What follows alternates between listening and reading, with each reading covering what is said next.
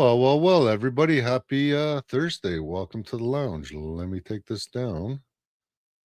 And I'll take down this banner. And we're in. Say, Stefanos, what's going on? Oh, not too much. This was a short one, or it seemed like it was short. I don't know what's going on. Cheers. What are you drinking today? Oh yes. Cheersers.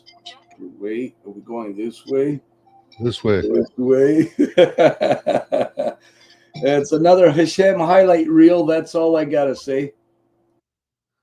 Yep. So, we got Barry Prince coming on tonight. I don't know if you remember Barry Prince, but he's from British Columbia. He's a mushroom picker slash goalie. What else does he do? Sells chaga, harvests chaga, I think. And he's from the Rich Coast, BC. Yes. I remember Barry. We had him on before, I think a couple of times. So, yeah, I remember Barry well. Yeah, me and Barry, guy. I think We good. we go back to about 2017, if I'm not mistaken. Yeah, somewhere's around there for sure. Yeah, and then he disappears in the bush, and you don't hear from the guy in a couple of years, and then boom. That's what you got to do. You just got to disappear sometimes to keep your sanity. Alrighty, let's bring him in. Barry, welcome to the lounge. Good afternoon, gentlemen. Hello, fine sir. What layout we going to use here? A pleasure to join you two fine gentlemen on this day. We can discuss anything you want to talk about, but I got a few things that are pressing my brain today, so I'd like to talk about a few things when I get a chance. Well, our show is always about exposing the corruption in politics, bringing the truth forward as it affects our viewers and audience. And oh yeah, guys, if you want, share this out because we're heavily shadow banned. They don't want our information getting out there at all. Yeah, I was restricted from groups and everything the other day. Some sucker out there didn't like me exposing Sam Oosterhoff and the PC Party of Ontario. So it lasted all about 2 minutes on the appeal. Thank you very much. Another win. All right. So what's going on out in British Columbia, Barry? Well, our government is crazy.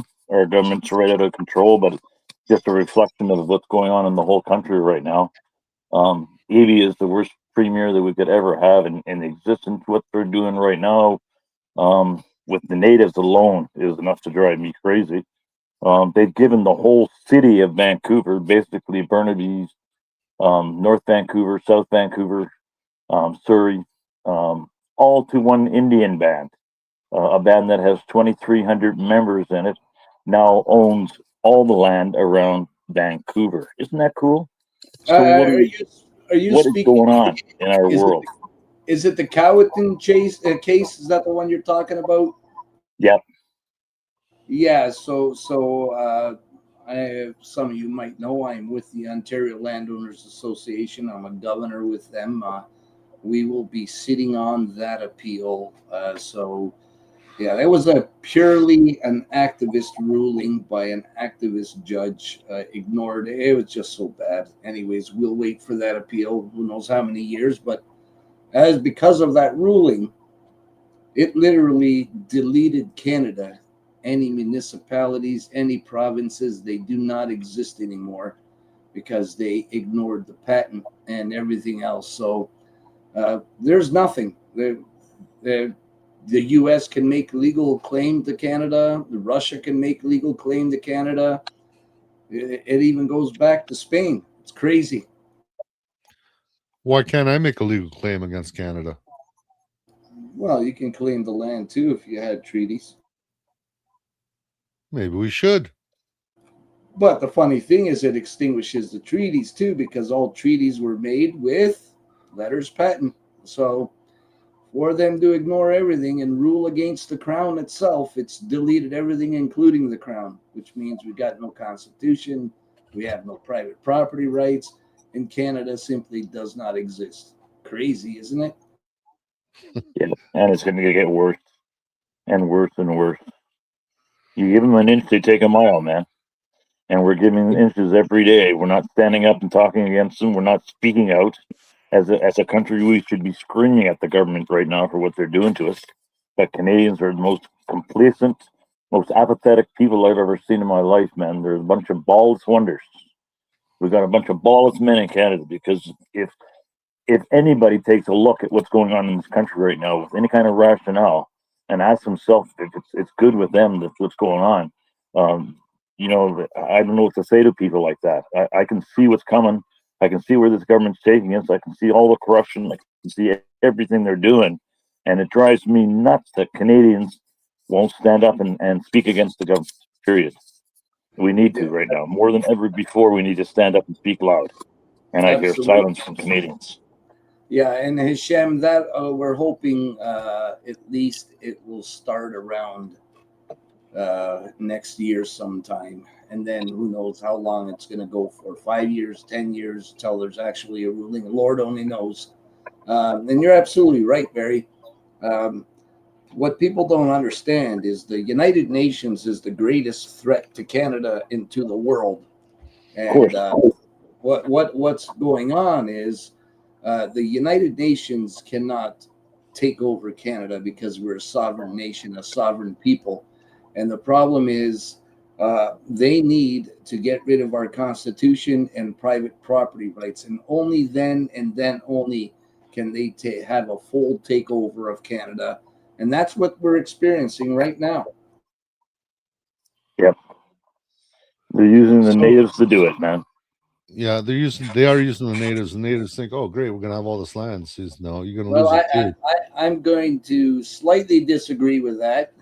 Agree in partial and disagree with the rest, because I do know I have been I've been contacted by several First Nations and such that have got great concern and are also pushing back on this itself, because they recognize, they see that they are being deleted, literally being deleted.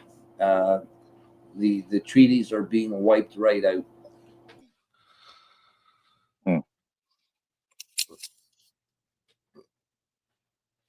So in other words, it's not all of them, some of them. So what's your take on, are they doing much weather modification up where you are, Barry? And actually tell our audience, whereabouts are you? I'm in Terrace, British Columbia. I can almost see Alaska from my house. I'm about, as the crow flies, I'm 80 miles from Alaska. Oh, wow. That's a crow fly. Up there. Yeah, I'm way up north. I love it up here. I got beautiful country. I'm surrounded. I look out my front window. I got 8,000-foot mountains staring me in the face every morning when I wake up. I sit here and have my coffee, and I look at 8,000-foot mountains.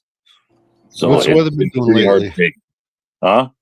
What's the weather been doing lately out there? We have a great climate, man. It's unbelievable. It isn't too hot. It isn't too cold.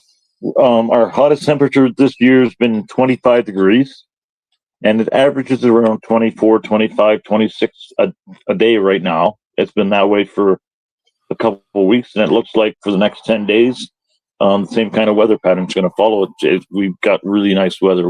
We're moderated by the ocean up here. We're only 40 miles away from the Pacific Ocean, so we're moderated by it, and it really makes a difference in our climate. I love it up here. It's a great climate. Are you seeing any chemical trails being dispersed in the clouds? I only see them spraying up here once in a while, and just one line, maybe two lines going across the top. But nothing like you see down in the cities, man. I ask people all the time. I said, I talk to people about chemtrails all the time, and they look like they look at me like I've got two heads, like I'm crazy. Some people still refuse to believe that they're actually spraying chemicals in our sky, but we know they are. Yeah, it's hilarious. You know what? When they do that, tell them to go to the government website. It's right there.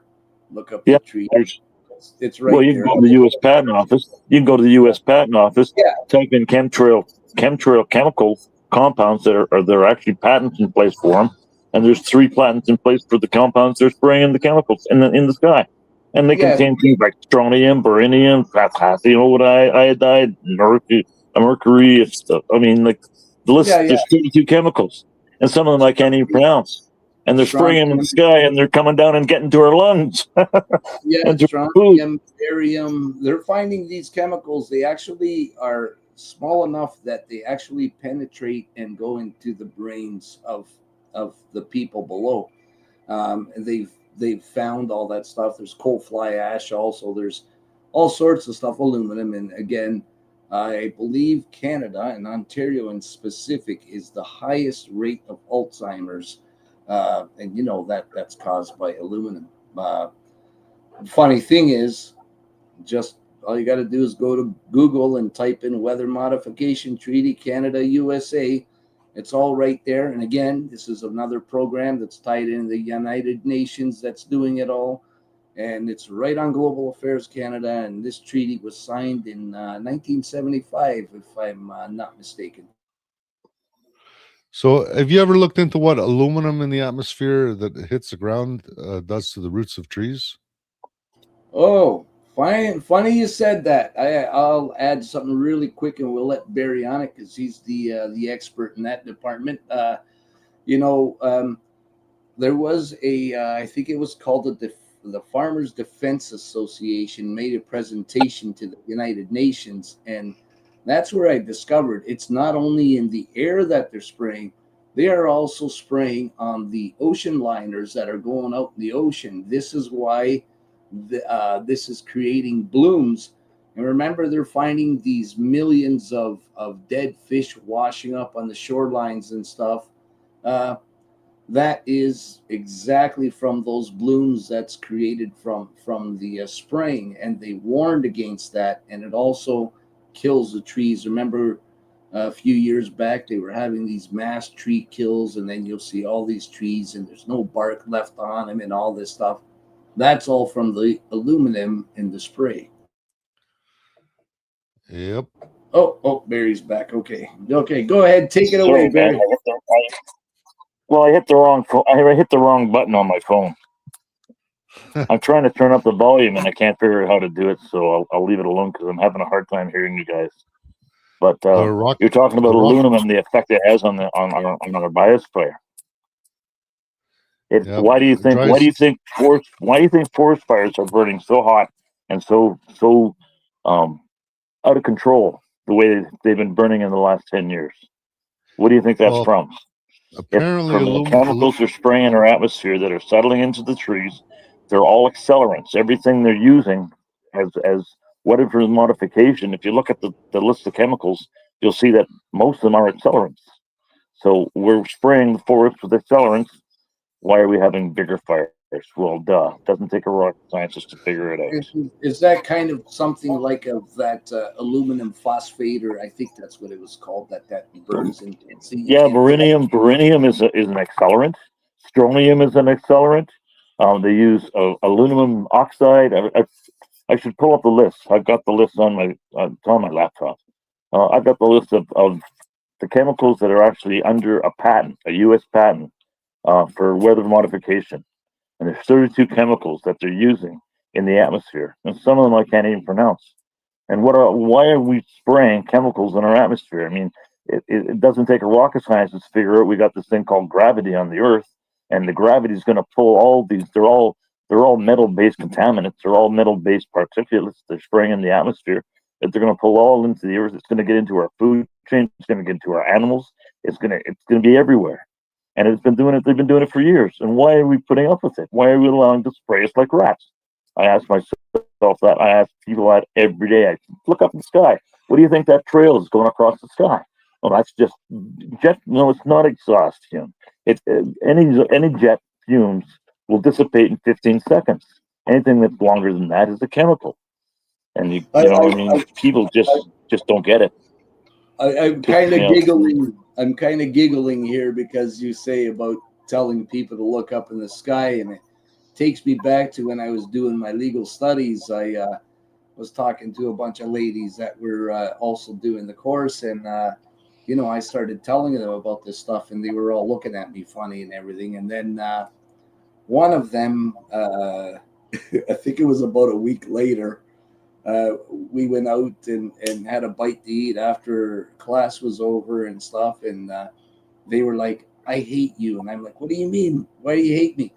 And they're like, because you kept talking about this. I thought you were just some crazy person. And then one day I just looked up and I seen all these trails going across the sky. And then I started going and researching and I went down the rabbit hole and they're like, oh my God, I hate you because I'd rather have just been ignorant and not knowing and enjoying my life. There you go. Yeah, blissful ignorance.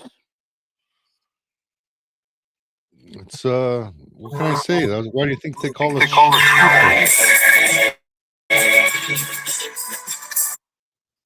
Sorry, I had a call coming in. Yeah.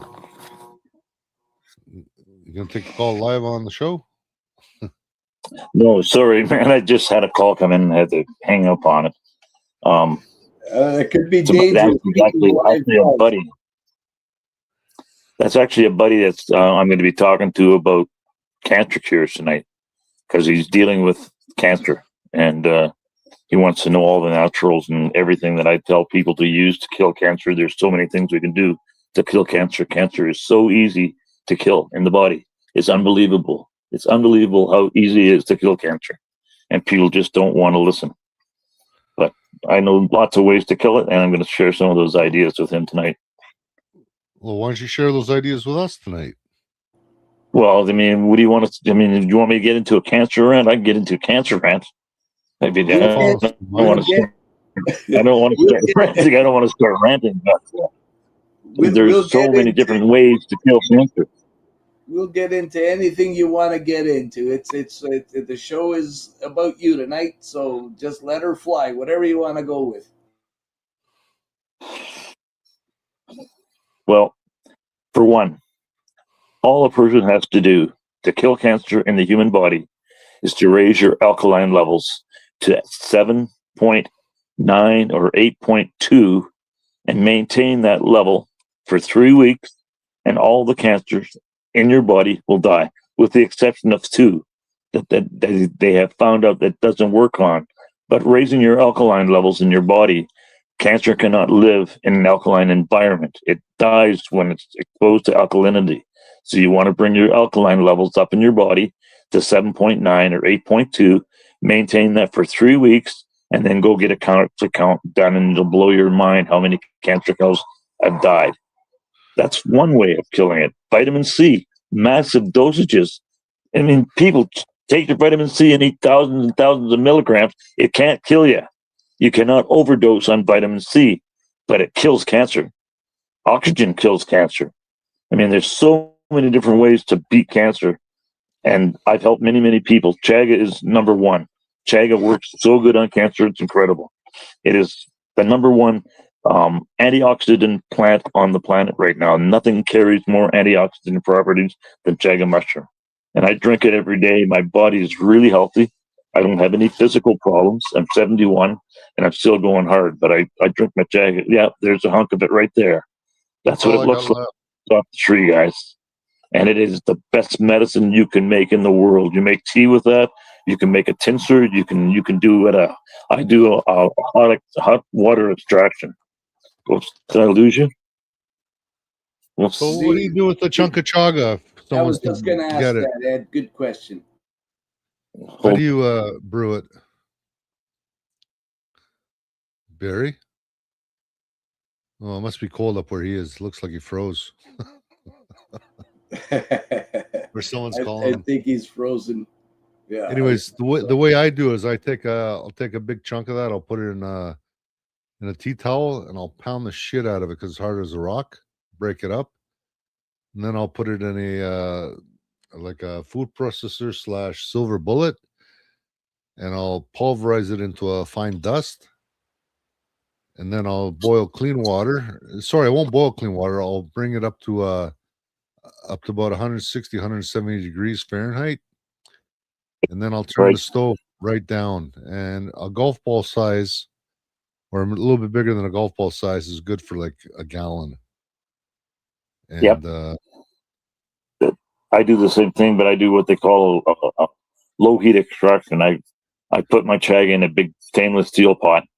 I bring it up to 160, 170 degrees, and I let it stay at that temperature for about 18 hours.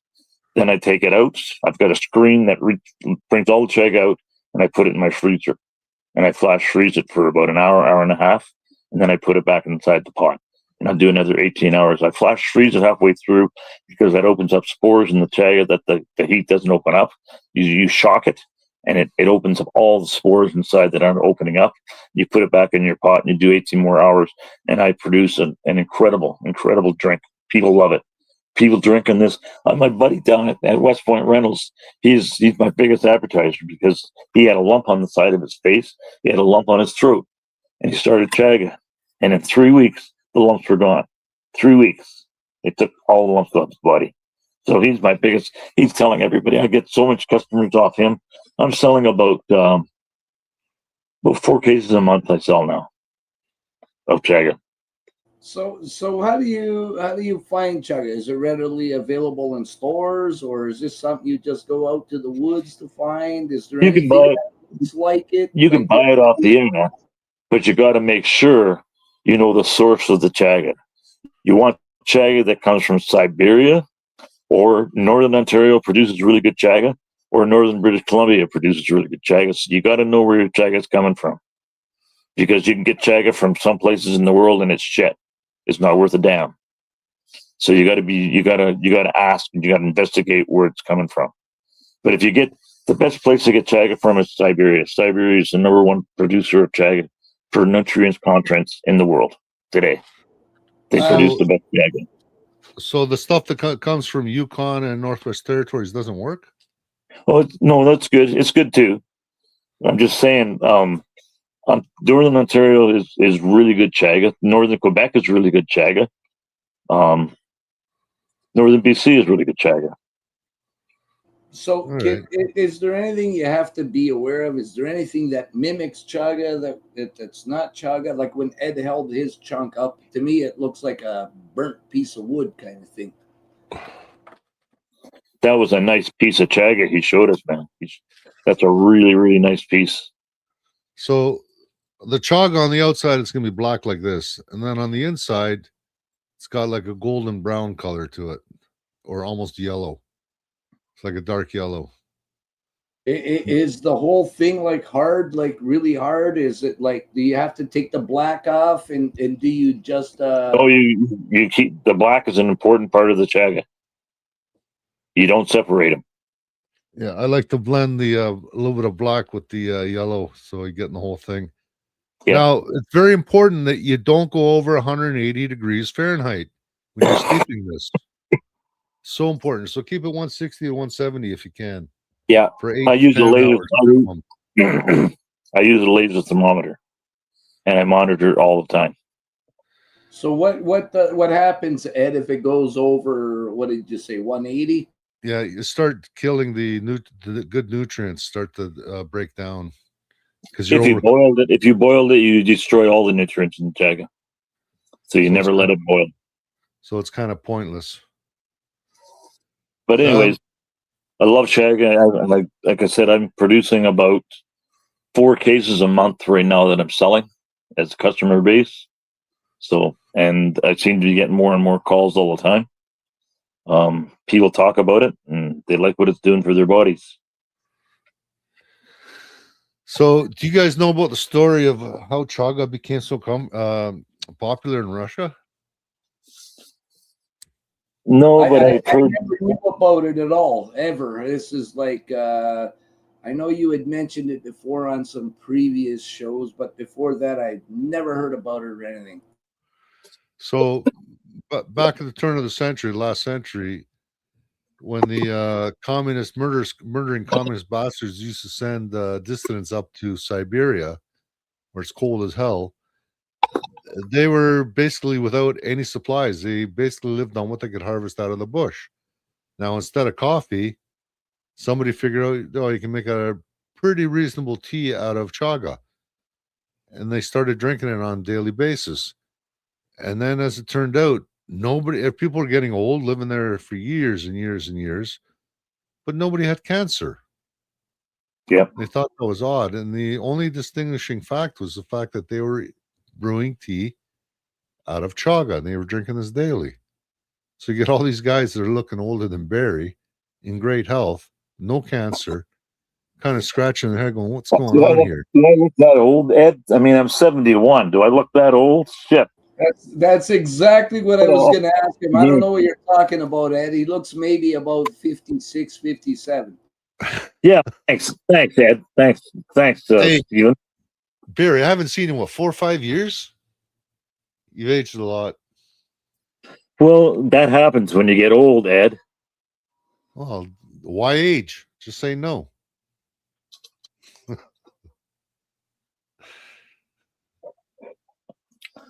Yeah, I'd like to. Chris Guy, It seems the older you get, the faster the years go by, man. man, ain't that the truth? I'm still wondering where 40 and 50 went to. Yeah. I'm wondering what happened to 20. I'm 26 now, but 20 went by real quick. Yeah, I'll stay at 23. Yeah, right. I don't think so, buddy. Yeah. I tried. Anyway. I tried. Yeah, so chaga, so people can buy it locally. Now, do you get your chaga harvested in the winter or in the summer? I have a gentleman that harvested me a whole bunch of really good chaga this year. The temperature was correct for harvesting. It was minus 20 for fucking about 15 days before he harvested it. And I bought a bunch of chaga off him. I'm too old now to climb the trees and cut it off. I am too old to go up 20 feet up a tree. I don't like to do it anymore. If I fall, I'm going to really hurt myself. So I buy it. And I pay $8 a pound for it wet off the trees. And I bought about 250 pounds I bought this year off them. But I've made so far, I've made it all back already on the chaga that I've sold in the last 3 months. Good. I sell 4 cases a month at $360 a case. So do the math. Nice. So when you harvest the stuff, I'm assuming you're going to use a saw, not an axe or something like that, or You want to use a hatchet. Really, a hatchet works the best for taking it off the tree because you don't want to cut into the tree. You want to leave a lot of the chaga on the tree so it'll regrow. If you take it right down to the bark, it won't regrow. So you leave a little bit on. But like I said, I haven't done much harvesting in the last couple of years. I've been buying it, and I got a guy that goes out and gets it for me. Right on. Hey, what do you think about apricot seeds? I haven't done a lot of research into it, but from what I've heard about it and what I've understood about it, it's an incredible supplement to your diet. Yeah, so people I haven't done much research into it to voice an opinion on it. Yeah, so people with cancer usually consume 4 to 6 pits. Now these are peeled pits, not the whole hardened pit, just the inside of the seed per day. And I got a cousin that was he was given less than 6 months to live back in 2016. And he got on he started eating 4 a day, drinking lemon water multiple times a day. Went more on a vegetarian diet, more fish, less meat, lots of sleep. And he actually lost use of his arm and he lost his vision because he had a 10-centimeter tumor inside his head. And he thought he was done. So the whole time he was doing this naturopath thing, plus he was getting chemotherapy, plus he also went 2 rounds of he did the chemo and then he went 2 rounds of radiation therapy, and they said, we can't help you. It hasn't shrunk. And then he went on the natural stuff, and he actually came moose hunting with us about 2 years ago. So they gave him 6 months to live, and doing that and the Rick Simpson oil, which he still consumes daily today, like it's just the maintenance dose. And once a year he goes in for checkups, and the doctors just don't understand why he's still alive. Well, the number one killer of cancer is THC. Cannabis oil is the number one weapon that I get people to use to kill cancer in their body. And I've seen it actually put people into remission many, many times in my life. I could give you people's phone numbers here in Terrace that have gone on a THC oil-based regimen that I've recommended and weaned them on. I'm very, very careful about how I put people on oil, because if you give them too much right away, they'll get freaked out by the buzz. The buzz is incredible. But if you give them little bits, right, a little bit here, a little bit there to start them, you wean them on the THC. You acclimate their body to the THC. You want to get them up to 1 gram a day of oil. You get first up to 1 gram of oil a day, and cancer will disappear, period. I had a friend who was named Larry Talon. They sent Larry home, gave him 3 months to live. I got him on a regimen of oil and chaga. And I got him drinking 4 ounces of chaga a day. And I got him up to 1 gram of oil. Within about 2 weeks, I got him up to 1 gram of oil a day. I started him at 0.5 gram. And I told him the first couple of days, all he's going to do is lay on the couch and not be able to move, because he's going to be so buzzed. But I told him as your body acclimates to it, that will go away. I had him up to 1 gram of oil a day. After about less than 3 weeks, I had him up to 1 gram of oil a day, and he maintained that, and he lived for another 5 years. What got him in the end was pneumonia. They chemoed him 7 times. He had chemotherapy 7 times in his life, and all the damage done by chemotherapy pretty well was healed by the THC. Cannabis oil is God's gift to the world. It is the most incredible thing you can put in your body, bar none. I take oil every day of my life, Ed. I have a syringe. I take a little dab every day. Every day. Yeah, it's only you only need like a rice grain. Yeah, like it actually helps your brain, man. It enhances your ability to think. I've been taking oil for years now, and I can't say enough about how my body feels taking it. Barry, I got a question for you here. Actually, I was going to ask you earlier, but I forgot, just since we were getting talking there. But you were saying about getting your alkaline levels up. How does one get their alkaline levels up to like 8 or whatever you said? And how are you able to test that? If you go on the internet and Google raising your alkaline levels in your body, you can simply put a search engine in, asking Google to tell you how to get your alkaline levels up. It'll take you to a site, and that site will tell you everything you need to know about getting your alkaline levels up and maintaining them at a certain level for 3 weeks, ideally 3 weeks. You don't want to do any longer than that, because bringing your alkaline levels up in your body to that level for any length of time, 3 weeks is okay, but after that you want to reduce it. But after 3 weeks, the cancer should be gone. But so is that going? I have to go to the site and read the foods that you eat. Lemon is one of them. Shit, I can't think of all the foods that I use right now. Now, but if you just go do a Google search. Would this be effective for people who have taken that thing that they said doesn't kill you, but it causes turbo cancer? Would that be effective even against that kind of stuff, or is that going to be something different altogether? I don't know if I've got an answer for that question, to be quite honest. All right, fair enough. I understand it's going to be something that's because it's messing with DNA. So I guess, yeah, it'd be difficult to come up with a question on that, or an answer. Sorry.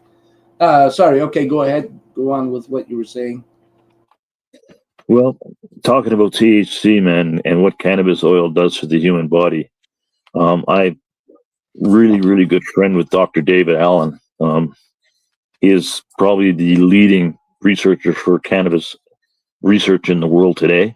He was the #1 heart surgeon in California for 10 years in a row. In other words, he had the least amount of fatalities off the table than any other doctor working in California. He gave that up to get into cannabis research. His name is Dr. David Allen. I talk to him all the time, and he tries to explain to me how the endocannabinoid signaling system in the human body works. He's been studying it for 15 years now, and he tells me that he still doesn't understand how it fully works in the body. But he says you don't have to understand how it works. You just got to know that the endocannabinoid signaling system in the human body is the #1 function for health in the body, period. So if you're supporting that system, you're supporting that with cannabis, your body loves you. And I'm finding that I've been taking oil steady now for about 2 years, and I can honestly say my brain still works pretty good. And I smoke a lot of cannabis. I do. I smoke a lot of pot. But kind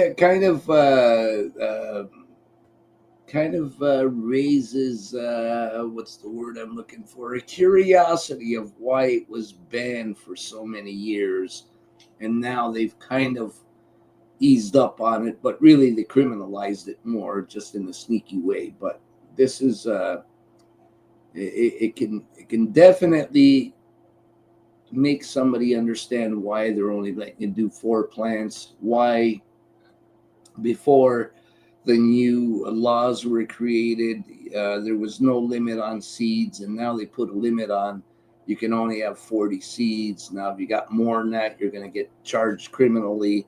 So this is how they claim they made it, legalized it, but really they criminalized it even more. But it makes sense if it's such a value to health. Pharmaceuticals and everything else, all the big money, lobbying, government, and what's being exchanged hands that we don't know about. Why the restrictions were on it. Yeah, pharmaceutical grade cannabis, that's something you want to stay away from, man. It's killing people. It's unbelievable that they sell it. Yeah, I've noticed. So going back, this must be going back to 2012, 2011, and around there.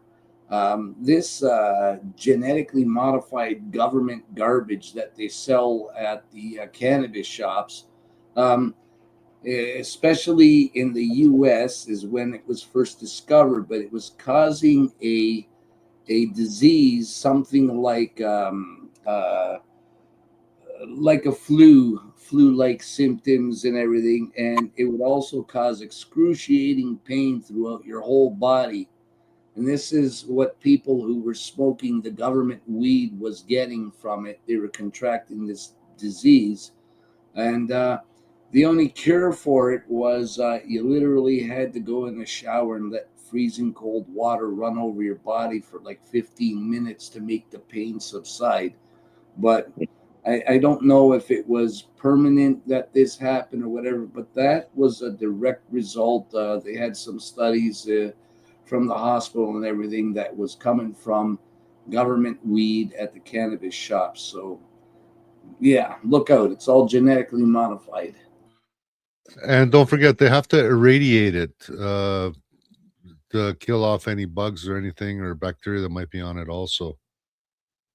Oh, a little radiation never hurt anybody, Ed. Just think of it, you'll never need chemotherapy. Let's just go for it. You'll glow in the dark, man. Yeah, but that'll kill the flashlight industry. You don't want to do that. Come on, Ed. You turn off the lights in the bedroom and you get glowing. You've been traveling around. What do you say our next trip we get to go to Russia and go check out Chernobyl there and walk around there a little bit, and we can come back as lanterns. People can hire us to light up their camping trips and stuff. Actually, I'm going to try to make arrangements to go see Reimer Fulmick in September. I'm going to be in Slovenia and Croatia, possibly Hungary. So I'm going to see if I can get up there for a couple of days and do a live interview from jail. You're going to be in jail with him? Like, are you going to do something to get thrown in? No, you can actually do it from jail. You can go interview him at the jail. It's not like the Canadian system, apparently. Oh, that would be pretty interesting. You'd probably have to get some sort of permissions and stuff to be allowed to do it. I would suspect, anyways. I don't know. Let's see, but they're trying to keep a lid on this guy. Are you familiar with Reimer Fulmick, Barry? No, I haven't. I've heard the name, but I'm not familiar with him. So when Volkswagen was mucking with the emissions standards for diesels, it was Reimer Fulmick and a few other lawyers. He's licensed to practice law in Germany and in the U.S. So they went out, did a class action lawsuit. I believe it was a class action lawsuit, but they did a lawsuit anyways against Volkswagen. That's what got everything turned around, and why for a couple of years there, Volkswagen had to buy those cars back because they violated the emissions testing, and he exposed all this. And currently, for the last few years, last 3 or 4 years, him and a couple other lawyers have been going after Pfizer, Moderna, and yeah, you wonder what their lawsuit's all about. Well, all I know is Pfizer and Moderna are going to get their butts kicked here pretty quick, especially with the hearings coming out with Fauci. Fauci is going to testify at the end of the month. I think a lot of shit's going to hit the fan over that. I wouldn't expect too much out of Fauci because he's been flip-flopping and lying the whole time he's been in. Fauci was actually responsible for the AIDS scandemic back in the 80s. And what it turned out to be is these AZT and these crazy drugs they're putting out that these guys were all heavily invested in and promoting. Yep. Was making people sick, and that's why they get sick and die. So they go on AZT, and 6 months, a year later, they would be dying from the after effects of these chemicals and drugs. Meanwhile, they said it was AIDS. So suddenly, no one's having sex with each other anymore. I remember being a single guy, and it's like, if I thought this girl wasn't anything but a proper girl, it's like, nope, not touching her. Just because I was afraid of catching AIDS, right? So, meanwhile, I got another cousin. He nails anything that moves, and he's never caught AIDS or STDs for that matter. Ed, I've been celibate now for like 30 years, but all I gotta say is this: did we hear about the? Have you heard about another BC? Here we go, another BC, Vancouver this time. Are you aware that the first RoboCop is about to receive Elon Musk's new Neuralink brain implant, and that's to help him with his ALS and stuff like that? So we're going to have a RoboCop in BC? Yep, it's going to be implanted. Elon Musk's chip for the brain. It's going to be directly implanted right through his brain. So they're calling him the first RoboCop. I see ads on YouTube and around the internet now on the RFID chip. Go get it inserted into your wrist. You can open your doors. You can do all these neat things just by swiping your wrist over top of the bar. I mean, they're promoting it now, and they're going to try and get people to do this. And if we allow this to go on, we're done. We're totally done. If we allow them to chip society, we're done.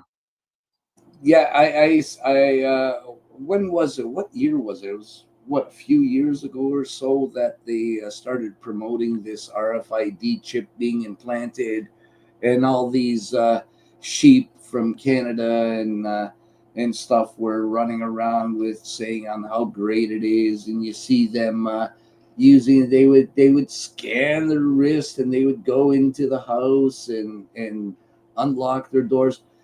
The part they don't tell you is, if you're not a good little government complier, they'll lock you out of your house and disable your chip, but they can follow you, they can track you, they can do everything through that chip. So kiss your privacy goodbye, kiss any rights you got goodbye, and welcome to complete total surveillance by the government on you. Let's go down another rabbit hole. You know that you can kill a person simply by raising the frequency in their bodies.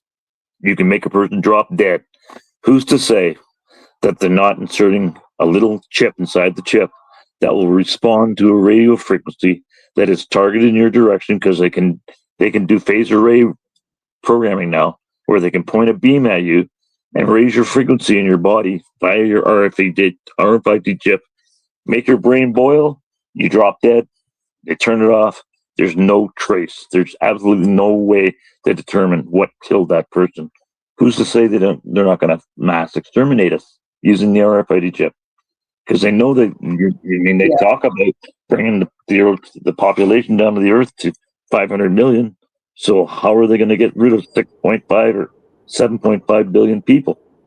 I believe the population projections were on that military site in America. I think it was called the Eagle, and they had it on there, and they had the population projections for certain years, and you see a massive population drop off. I can't remember the years. I'd have to go look at it again, but and this is what was done through the shot that they gave everyone.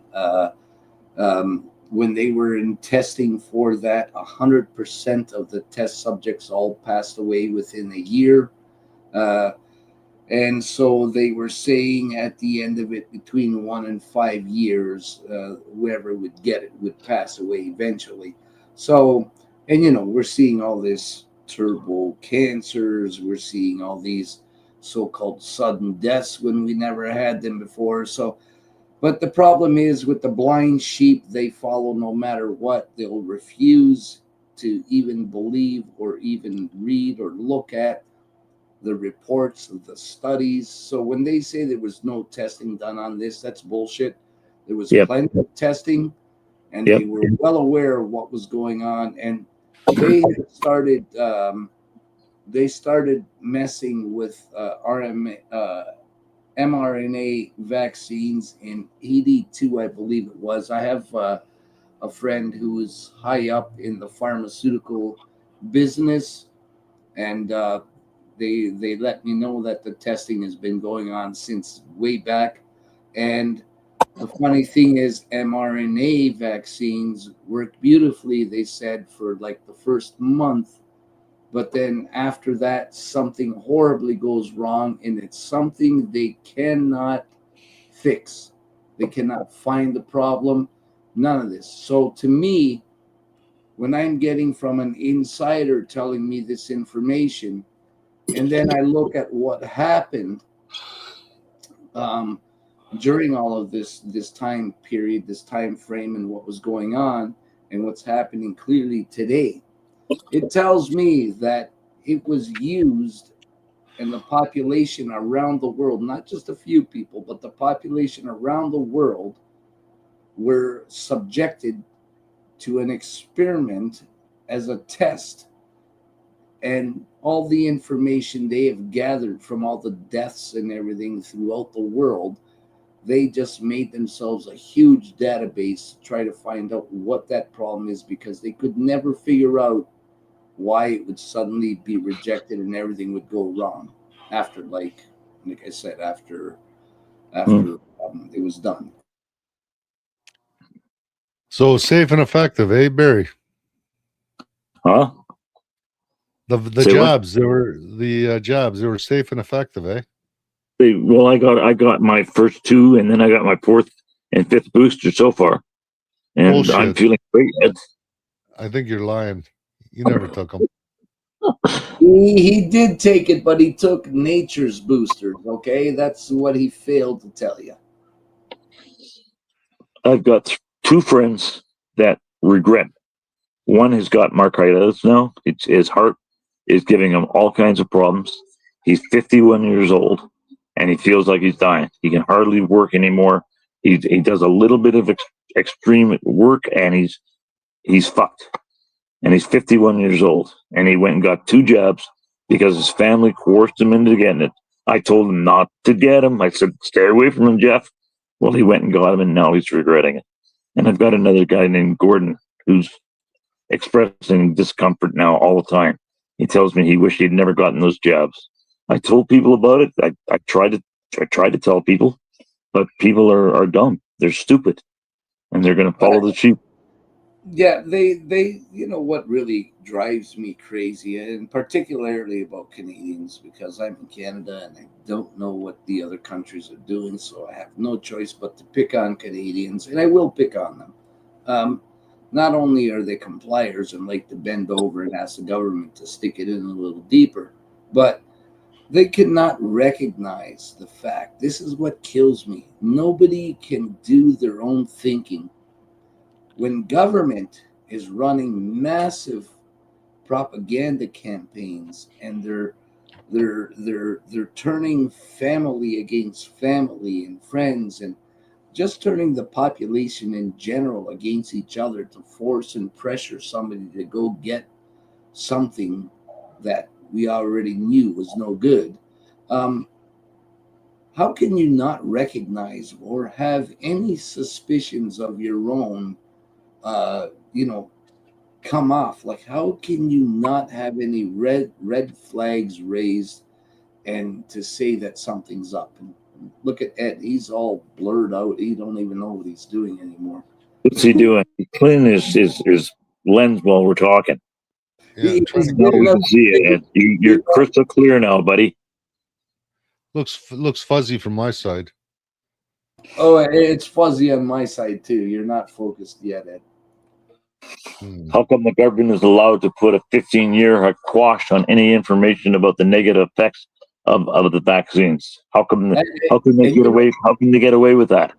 yeah, and what's even more amazing, it's only 15 years. Literally, they can actually hide it for 35 years. And 15, why 15 is beyond me. There's got to be something up there. Well, in 15 years, there'll be so many people dead from it. It won't matter. Hey, there he is. He's all nice and clear now. There you go, Ed. Must have been a software glitch. Yeah, and hey Barry, have you heard of anyone that's had suffering? Obviously, suffered from the jab, the symptoms, or had blood clots or anything, and then they've done a cleanse. Have you heard anything that works? I know a guy that got the shots. He got 2 shots, and he developed blood clots in his leg. So he went to the hospital, and the hospital gave him a drug that broke up the blood clots and is supposed to flush it out of his body. But what happened is his blood clots broke up in his leg and went to his heart and killed him. Oh, So here, let me share something with you guys. So during that whole bullshit time period, I'm just trying to be careful with my words so we don't get censored or anything. But um, during that period, I ended up in 2022, I believe it was. I went and I had my appendix removed, and I went to the emergency. It was in the afternoon. I think it was noon when I went into the emergency, and I talked to the intake, and I'm telling them, like, I already knew it was my appendix. I told them it's my appendix. These guys are fucking clueless. So they left me sitting in the emergency, one of the examination rooms they threw me in. They left me sitting there until the next day at 2 or 3 o'clock in the afternoon, and I should have been out of there before that. That aside, why I'm bringing this up is because while sitting in that emergency room, I could hear every single word that was being said by the doctors to the patients who were in there.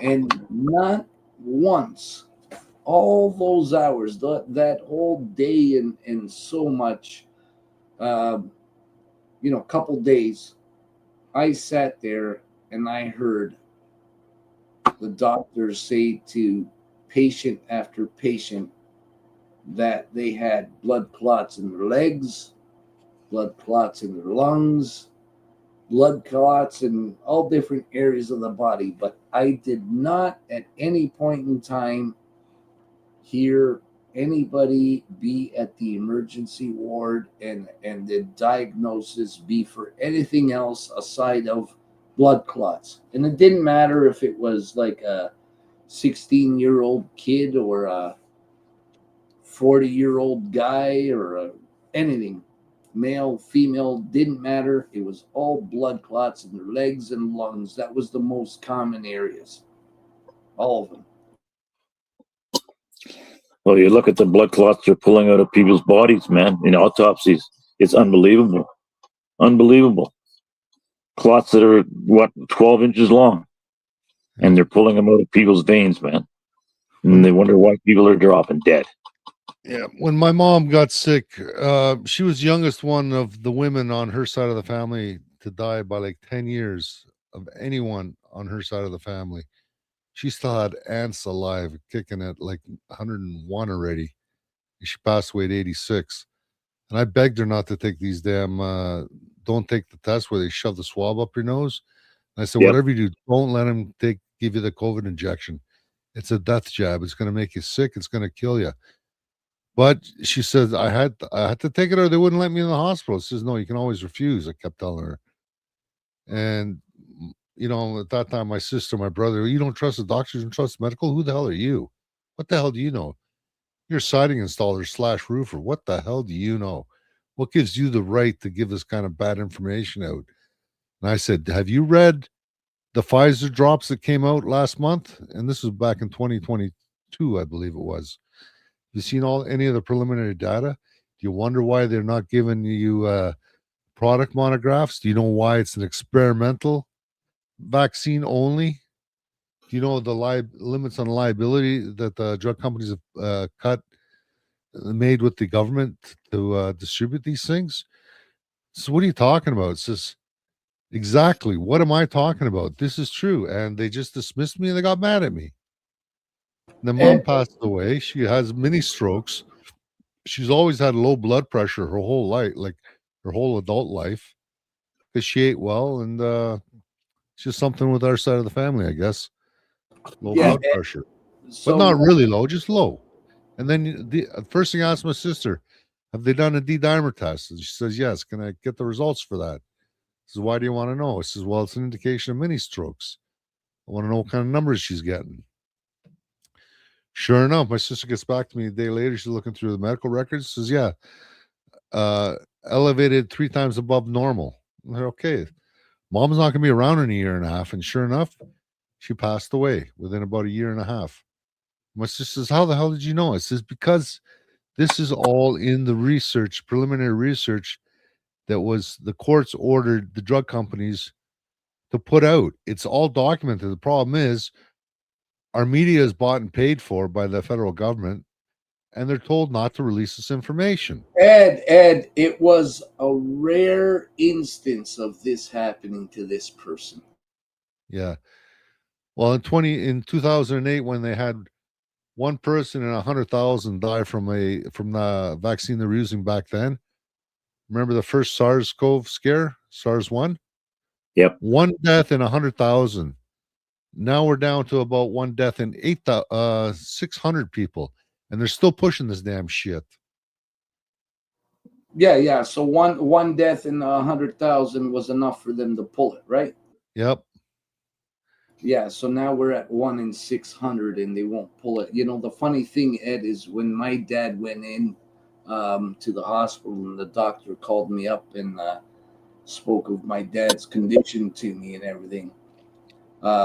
They asked some shit about COVID, which at that point got my response where I told the doctor right where to go.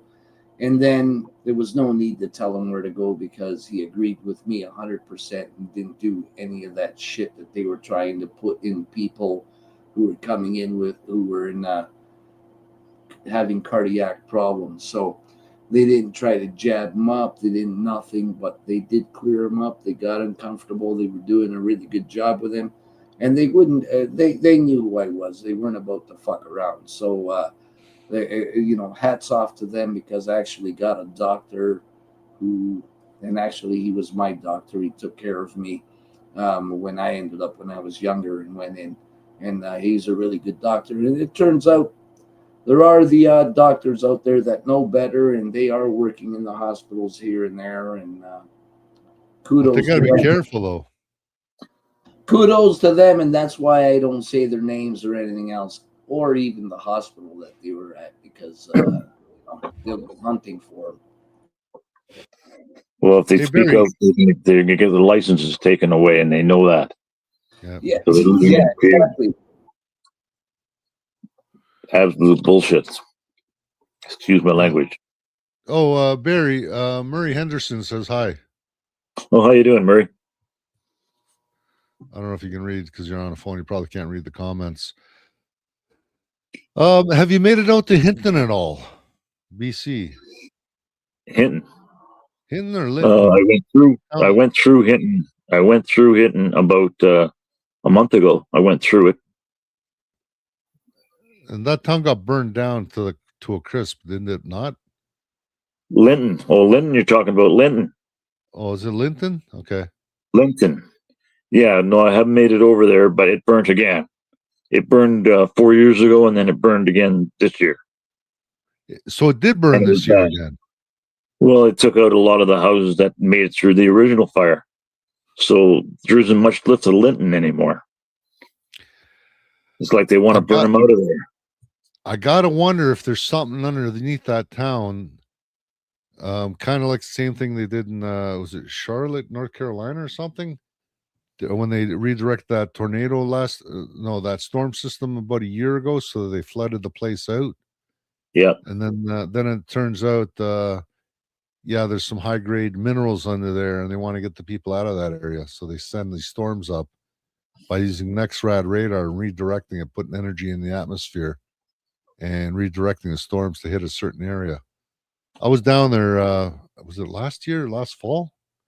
We took a bunch of supplies that people had donated. We went down there for about 3-4 days, drove down, went up to a town that had been locked out because the trees that had fallen across the road and knocked out the hydro lines. These people were like top of a mountain, not a high mountain, but a good sized mountain.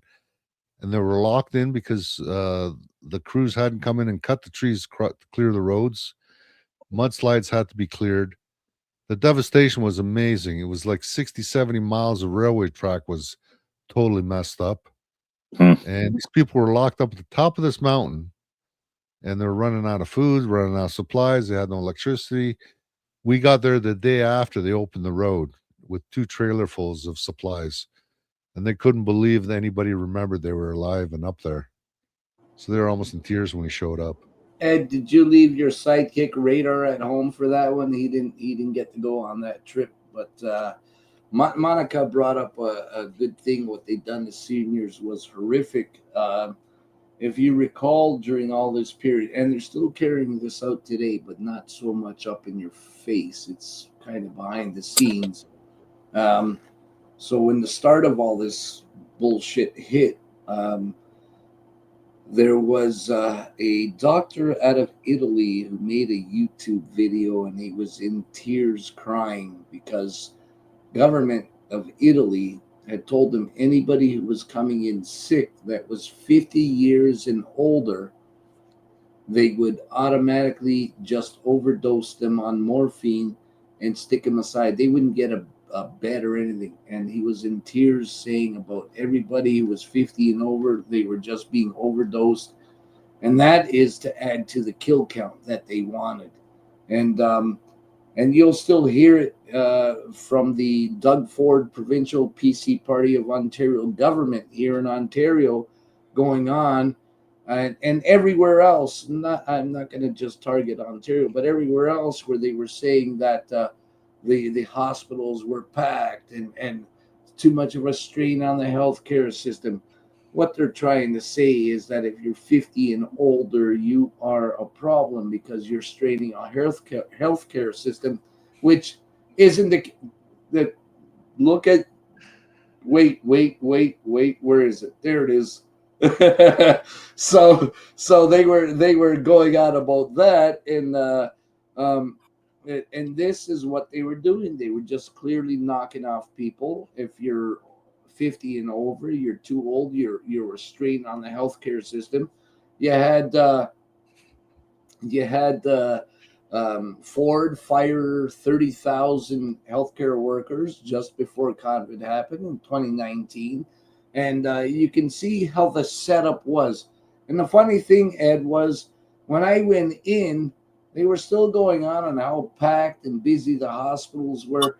And mind you, I didn't go to a hole in the wall hospital in the middle of rural Ontario somewhere. I went to a major city where you would expect a lot of people to be in there. There was nobody having MRIs, nobody having x rays, maybe 2 or 3 people. Um, Hospital completely vacant. There was nobody in there. So all of this was just a big bullshit lie. I did make a couple of videos. We did play them when we were doing the podcast with Kevin. I believe we did play them. I took pictures. I got videos. I recorded doctors, surgeons. I recorded. It's just one big bullshit farce that they pulled. It was just knocking people off. And if you remember, they had on the websites where they had the projections and everything of the supposed statistics and data of so many people were dying, so many whatever on public health. But the funny thing is, on the public health website, I had taken screenshots and I posted them to show people that these were computer projected numbers. So there was no scientific data. There was no data whatsoever on any of this. All the numbers they were projecting and showing was complete bullshit, made up garbage, just like the fake climate change, where it was the hockey stick theory, which was all a computer program where my friend ended up being found not guilty, and that it's not data. There's no data ever presented, and the same with this shit. But nobody keyed in on that. It's just a big bullshit computer program putting up fake projections, period. Well, you know what they say about computer programs and statistics: garbage in, garbage out. You make the input, you make your Absolutely. projections. It's a guesstimate, and the program goes and creates the projections based on garbage in, garbage out. It's all bullshit. And But here's another comment: practically empty during the scamdemic. yeah, I was there that day. It was Kevin went in, I went in, and Kellyanne Wolf went in. So I kept the security guards busy by getting mouthy with them. Kevin squeezed by, he goes inside, and he's live, and the place is empty. This is the it's a hospital down there. I think here in Ontario in Dundas. I forgot, the Trillium Center or something like that. It was ridiculous, completely empty. But they had security guards in front of every door. Isn't that interesting? I'd never seen that before. And the And hospitals were empty. I had pictures in Pelham out of out in the middle of nowhere. Pelham is just a little tiny town. It's a bedroom community of 40, we like to call it, but a little tiny town. Not anymore, but it was at that time. And they had the cemetery there, the one cemetery just as you're coming into the town. They had security guards posted at all the entrances. Nobody was allowed into the cemetery because of COVID. Um, are the dead going to catch it? It was the stupidest thing I could ever see. Actually, I made a big stink about it. I made some posts. I posted them in it. And then the next day, they removed all the security guards and all the cement barriers. It was so stupid. It was. How can people? How can people in freaking Canada not recognize when there is a psyop being performed on them, fear mongering, propaganda? How can they not recognize that? Like, it's so fucking crazy. You're going to spread COVID to fucking dead people or vice versa. Insane. It was an experiment to see how far people would bend to when they're told to bend, and they found out how far people will bend. They got all the answers they wanted. They got the answers they wanted. They found out who's going to bend over and who's going to conform, who's going to go along with the programs, no matter what kind of bullshit is put in front of them. because most of it was just absolute lunacy. Wear a mask. I mean, what the hell are we wearing a mask for? I mean, the pathogen is 1/10,000th of an inch. There isn't a mask in the world that'll stop it from entering your body if you were exposed to it. And what does the mask do? It recycles your carbon dioxide. I mean, you're breathing in and breathing out shit out of your lungs, man. It was just absolute craziness. Why am I alive? I've never received a vaccine from birth. Why am I alive? Yeah, you should be dead. Yeah. There's so many things that are killing us out there. Why am I alive? You know, this was something that my mother recognized, and it was because of World War II that she lived through and the experiments they were conducting, Hitler was conducting on people. And so my mother never ever trusted the healthcare system. So she said, absolutely not, and didn't let any of us. And I remember still, I think I was grade 3. They tried to do the vaccination shit, and we didn't get that done again. I was excluded from that. So all through the years, public school, high school, whatever, I never got jabbed with anything. So from the fear mongering, I should be dead just on the propaganda alone. I should just die. I'm like, oh, wait, I feel it's coming on. Oh, no. But you know, why am I alive? It's crazy. Yep. I got one vaccine in school because we all lined up. I remember we lined up for one vaccine, but that's the only one that I can remember taking in my life. I've never had a flu vaccine. I've never taken any other vaccines, and my body works quite well because I've got natural immunity. When I was a kid, when I was growing up, I had every childhood disease that you could mention. I mean, if there was a disease out there you could catch as a kid, I caught it. And what that did, it built a great immunity in my body. I've got a great core, and that's carried me all my life. Yeah, like what would mothers do when they had babies? I remember even when I had my kids, the mothers would get together a chicken pox party. They would freaking get all the babies that chicken pox and the ones that didn't have them, and they'd put them all together just so they'd catch them. Nobody died, and now they got vaccines for chicken pox. Fuck off. Nope. Measles, all the shit. I had the measles. I had vaccines for measles, vaccines for this. Didn't none of it killed me. You know, like it's piss off. I mean, if you look at the numbers of people that are dying from the vaccines and the actual number that are being saved by the vaccines, they don't jive. They don't even come close to jiving. I don't have the reports in front of me, but I've been looking at reports about the actual people that die. Say you're giving the measles vaccine out to people. Well, so many people have died from the vaccine, and 6 people have died from measles in North America. In the last 8 years, 6 people have died from measles.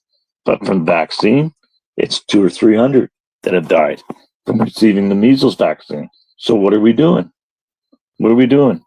The vaccine should never, ever, ever be responsible for more deaths than the actual thing that's treating. And that's what we're dealing with. We're dealing with vaccines that are poison. Exactly. It's killing more people than what the actual disease would do. It's ridiculous. But that's what we're dealing with. We're dealing with that in every vaccine you look at. You look at the numbers, and it's absolute lunacy. None of them have been safety tested. None of them would pass a safety test, and yet they hand them out.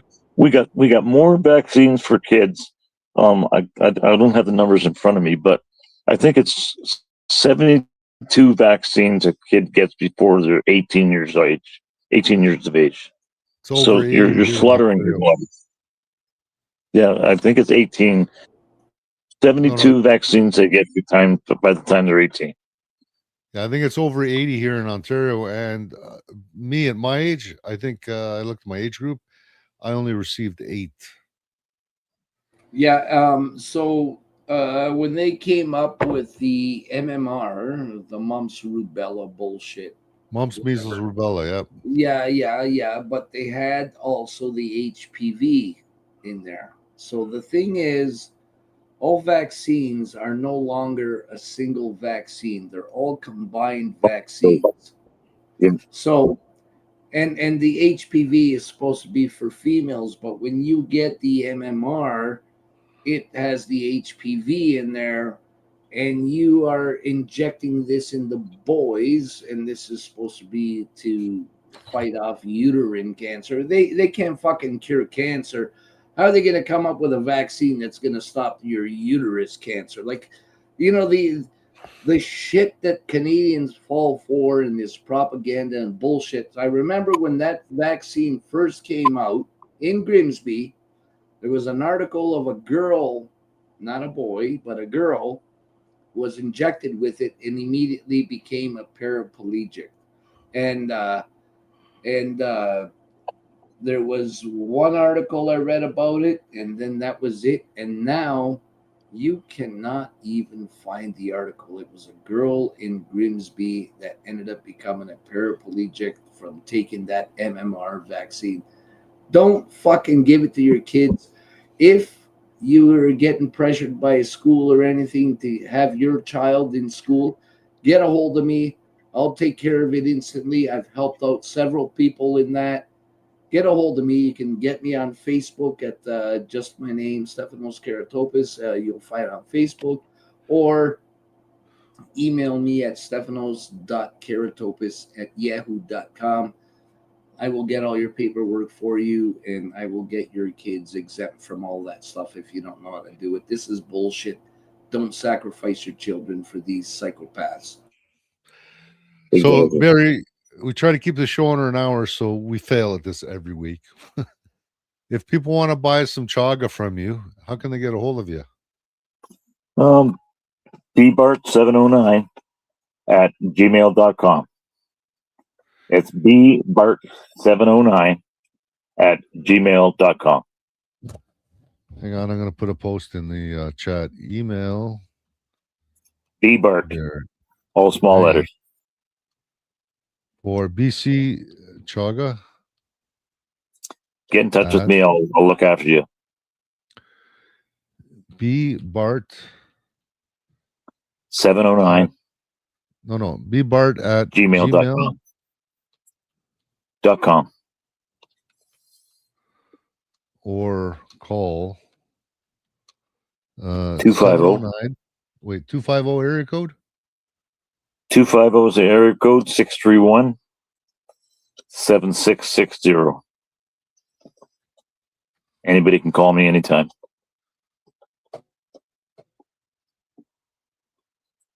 Okay. Back on the air again next week, Ed. I'm getting my show back.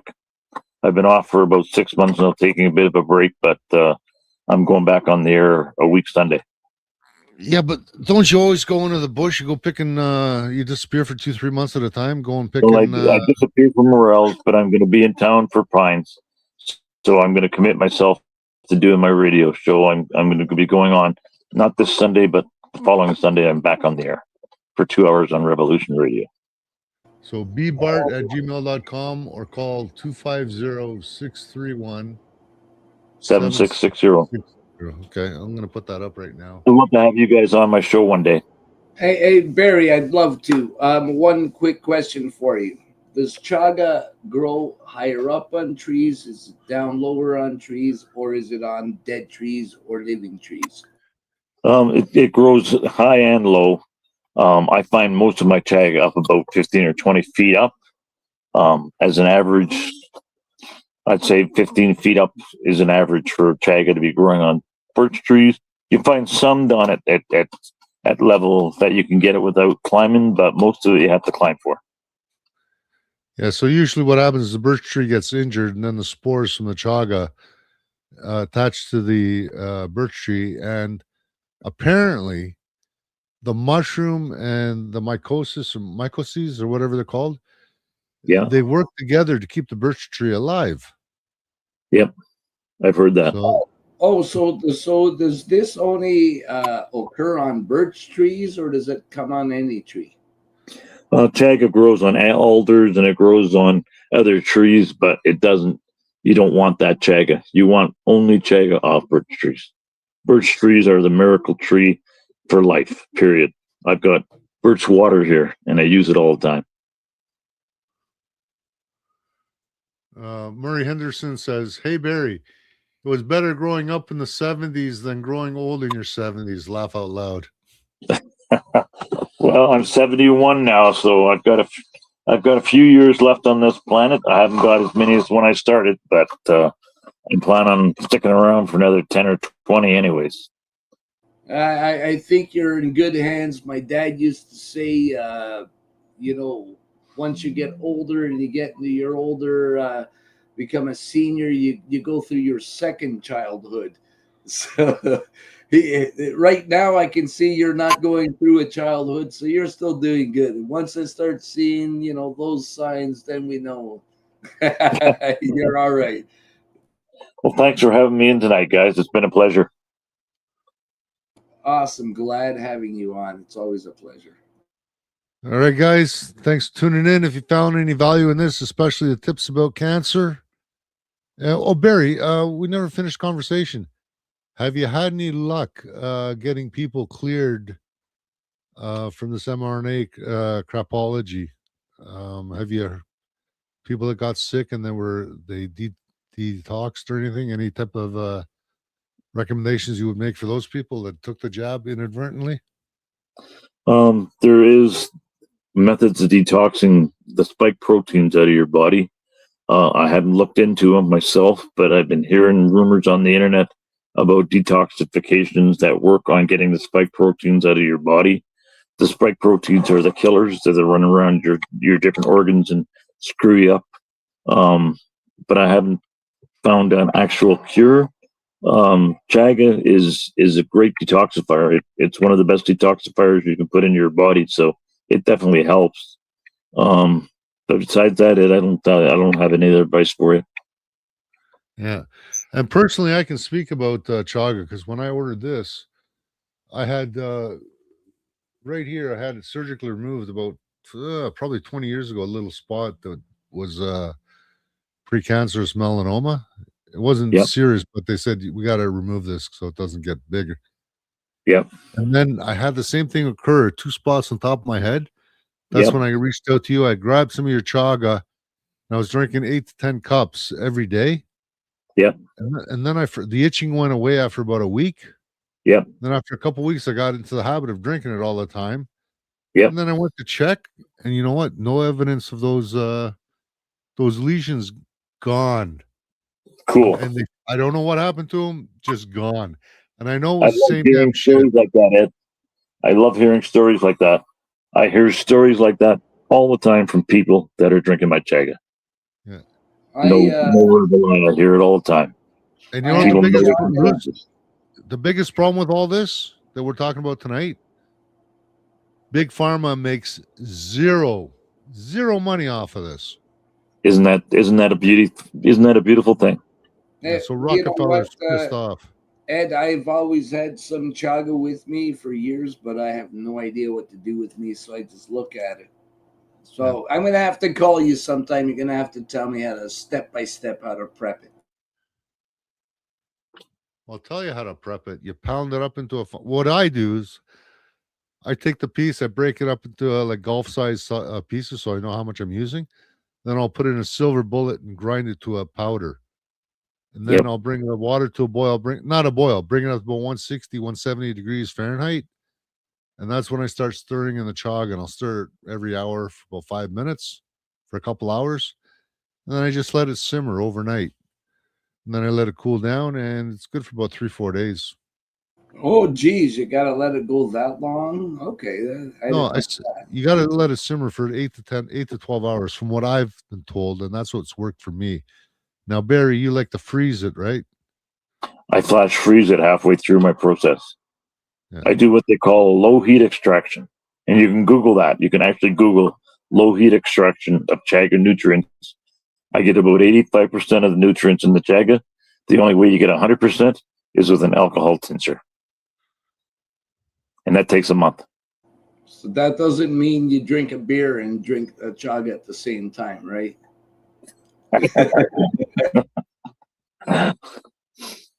Okay, I'll let you guys go. Thanks for having me in. It's been a blast. Yeah, awesome. Very glad to see you doing so good and everything. Glad to have you on. I'm glad the Okay. woods didn't take over, or Sasquatch didn't kidnap you. And I love the bush, Ed. I live in the bush. I love it. There's nothing better than being in the bush. Nothing better in life. You Hey, connect with nature. is there any truth that if you drink pickle juice, the mosquitoes and bugs won't bother you? No, but citronella oil and garlic. I make a juice of citronella and garlic, and I put that on me, and nothing touches me. Mosquitoes Good fly to know. away. Good to know. There you All go. right, guys. Again, if you found any value in the show tonight, share it out. We are heavily shadow banned. Later. Later.